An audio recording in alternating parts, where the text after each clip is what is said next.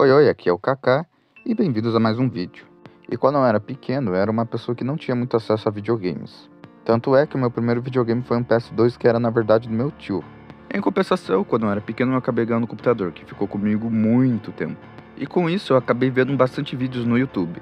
Inclusive uma pequena curiosidade é que um dos primeiros vídeos do YouTube que eu vi, se não o primeiro, foi uma gameplay de Mortal Kombat 9 com o Sub-Zero.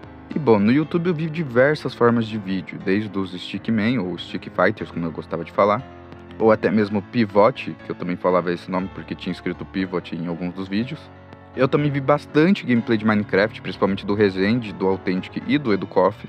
E claro, eu via muita gameplay, que não fosse só dos youtubers de Minecraft antes citado.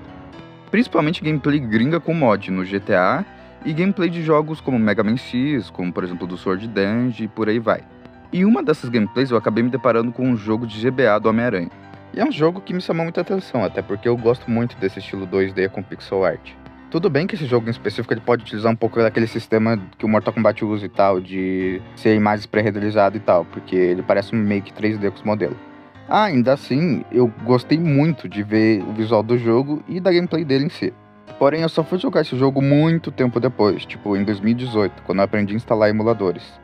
E junto com Pokémon, esse foi um dos primeiros jogos que eu joguei no emulador de GBA. Tinha outro jogo também, que era a versão de GBA do Ultimate Homem-Aranha, mas essa meio que eu vou falar em outro vídeo. E caso você esteja se perguntando, sim, esse jogo é uma versão de GBA do Homem-Aranha 3 de PlayStation 2 e PlayStation 3, e Xbox 360. E PC eu acho, que lançou pra PC também. E pra quem não sabe, antigamente era muito comum que filmes tivessem jogos, especialmente na era do PS2. E isso era algo que muitos de vocês já devem saber. Mas o que vocês não devem saber é o fato de que todo jogo que ganhava uma versão para PS2 ganhava 1000 ports para diferentes consoles. Desde consoles iguais, como por exemplo o Xbox e GameCube, até consoles totalmente diferentes, como por exemplo o Nintendo DS e, é claro, o Game Boy Advance. Isso aconteceu inteiro com a trilogia do Homem-Aranha do PS2 e com o Ultimate Homem-Aranha. Ah, e falando em Homem-Aranha no GBA, ainda teve mais de um jogo que é exclusivo dos GBAs, pelo que eu vi. Que seria como se fosse a continuação do Ultimate Homem-Aranha, mas é exclusivo de GBA.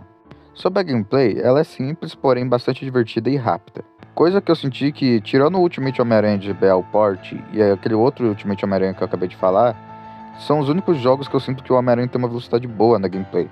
Porque nos outros, eu fui tentar jogar o Homem-Aranha 2 de GBA, e cara, que lentidão pra soltar o web swing, tá? Outra coisa que eu também achei legal nesse jogo aqui, é como funciona o sistema de bosses. Aqui, tirando o primeiro boss, que é só bater, cada boss tem sua maneira de ser derrotado. Por exemplo, o Homem de Areia você precisa jogar água nele. O terrorista das bombas, que eu esqueci o nome, você tem que grudar as bombas na mão dele. E eu espero que o YouTube não derrube esse vídeo porque eu falei isso, mas tudo bem. E por aí vai. Agora, em relação à história, como vocês já devem imaginar, ela é basicamente a história do filme do Sam Raimi com algumas inserção de linguiça para adorar o jogo.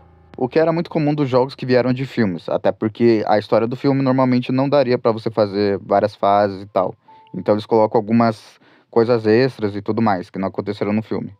Voltando a falar da gameplay, o jogo tem alguns power-ups espalhados pelo mapa, que aumenta a força do Homem-Aranha ou aumenta a duração da teia, só que você pode prender inimigos com a teia. Você também consegue pulsar eles, caso você esteja com o uniforme sombrio ou com algum upgrade de bater, que faz com que o Homem-Aranha bata automaticamente. Ele pode pulsar normalmente também, mas quando ele tá sem o traje preto, ele não consegue bater, tá? Você tem que bater manualmente, vamos dizer assim, não é automático. E é claro, a gameplay com o traje negro, ou traje simbionte, como você gostaria de falar.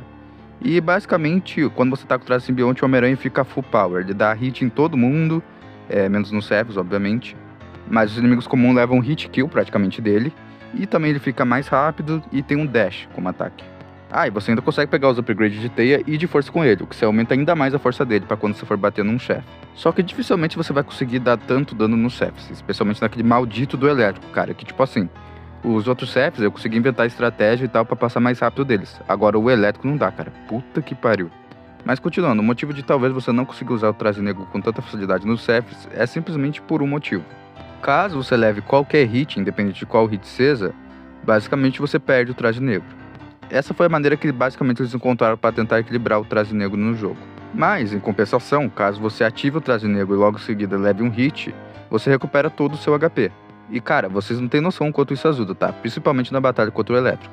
E uma dica que eu vou dar a vocês, vai ter um momento do jogo que você pode escolher em qual você vai atrás. Você vai atrás do Rei do Crime, no qual o boss final é o elétrico, ou se você vai atrás dos terroristas. De novo, eu não sei se eu posso falar essa palavra, tá? Tomara que o vídeo não caia.